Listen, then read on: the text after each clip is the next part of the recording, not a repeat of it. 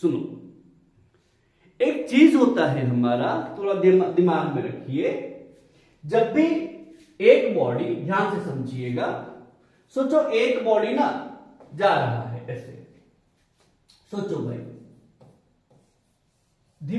थोड़ा सा एक दो डेफिनेशन है उसको समझ लीजिए थोड़ा, फिर हम आगे बढ़ेंगे, ठीक है ना। फिर हम जाएंगे हेड और इलास्टिक कॉलिजन के ऊपर। एक बात समझ लीजिएगा पहले, सोचो एक स्ट्रेट लाइन में ना ये m1 जा रहा है u1 स्पीड में, एंड ये m2 जा रहा है u2 स्पीड में, कोलाइड हुआ, यहां पे ना आगे कोलाइड हुआ भाई, ठीक है। m1 आके m2 को कोलाइड किया, यहां पे आके कोलाइड किया, ठीक है। अब क्या हो गया, दोनों ना कोलाइड करने के बाद ये m1 है एंड ये m2 है, ठीक है। ध्यान से समझिएगा भाई, ये ना मेरा m2 है। सोचो कॉलिजन के बाद क्या हो गया कि ये जो पार्टिकल है मेरा m1 है वो v1 वेलोसिटी में गया, एंड ये जो गया v2 वेलोसिटी में गया। थोड़ा दिमाग लगाइएगा भाई, ये क्या है, ये जो पोर्शन मैंने बनाया, ये जो मैंने बनाया बिफोर कॉलिजन है, ठीक है ना, ये मेरा बिफोर कॉलिजन है, ठीक है ना, बिफोर कॉलिजन है। ये जो है मेरा आफ्टर कॉलिजन है, ठीक है, आफ्टर कॉलिजन है। ये जो है मेरा ड्यूरिंग कॉलिजन है। अब ड्यूरिंग कॉलिजन का भी बात हम करेंगे, ठीक है, लास्ट को ड्यूरिंग कॉलिजन का भी बात हम करेंगे। अब समझिए, तुम मेरे को पहले बताओ कि ये कॉलिजन पॉसिबल कब है। ध्यान से समझिएगा, मैं जा रहा हूं किसी के पीछे, मेरे आगे और एक है, तो मैं क्या हो गया m1, मैं पीछे जा रहा था, मेरे आगे m2 जा रहा है, मैं जाके टकराऊंगा m2 को। कब टकराऊंगा, एक छोटा सा लॉजिक समझिए, मैं कब टकराऊंगा, अगर मेरा वेलोसिटी कम होगा मैं कभी जाके उसको टकरा पाऊंगा कि, कभी कोलाइड होगा कि, कभी एक्सीडेंट होगा कि। एक्सीडेंट्स होते क्यों है भाई, कोई आगे आराम से जा रहा है, मौज मस्ती करके जा रहा है, ठीक है ना, आराम से मस्ती में जा रहा है, कोई आया बहुत स्पीड से ठोका,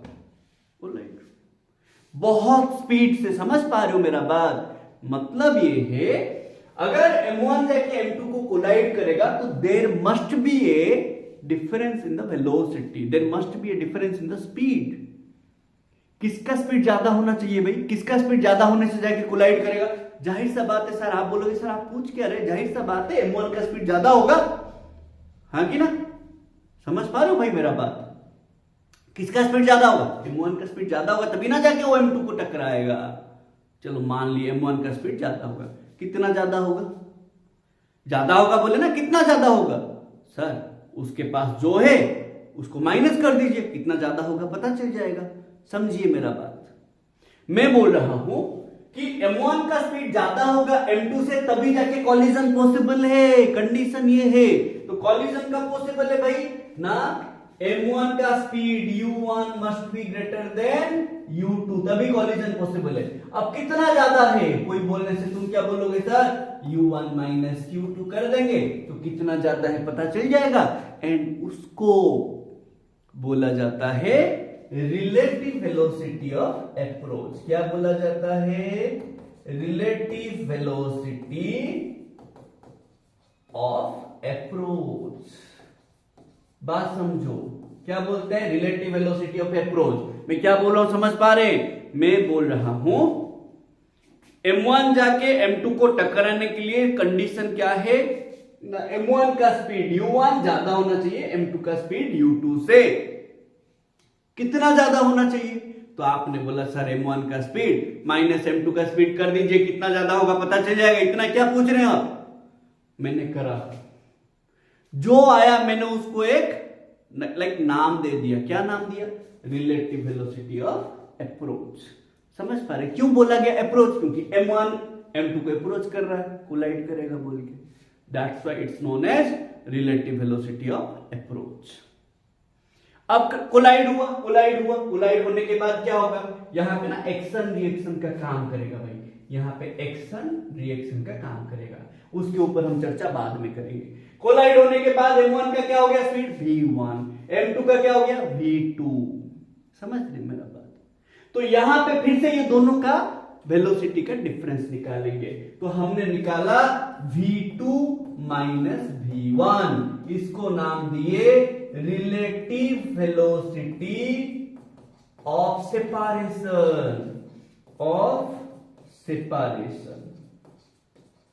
सेपारेशन। समझ पा रहे मेरा बात?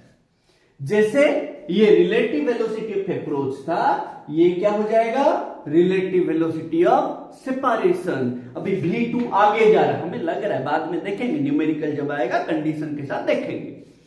अभी हमें क्या लग रहा है? m1 m2 को टकराने के बाद m2 आगे जाएगा। कितना स्पीड से आगे गया, कितना स्पीड से सेपारेट हुआ, इसीलिए उसको that v2 minus v1 is known as relative velocity of separation. Clear ना भाई बात? ये दो टर्म पहले याद रखिए, relative velocity of approach, relative velocity of separation. अब हमने क्या करा, ध्यान से समझिएगा। अब हमने ये रेशियो निकाला, relative velocity of separation divided by relative velocity of approach. इसका एक रेशियो निकाला भाई हमने, रेशियो निकाला। ये रेशियो ना हमारा एक कांस्टेंट आया, ये जो रेशियो आया ये हमारा एक कांस्टेंट आया। ध्यान से समझिएगा, ये कांस्टेंट आया, ये कांस्टेंट आया। ये कांस्टेंट को एक नाम दिया गया। क्या नाम दिया गया? देखो मैं क्या बोल रहा हूं। जब हमने रेशियो निकाला, किसका रेशियो निकाला? Relative velocity of separation, separation मतलब फाइनल वाला, divided by relative velocity of approach.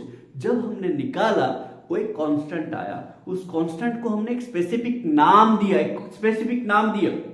क्या नाम दिया?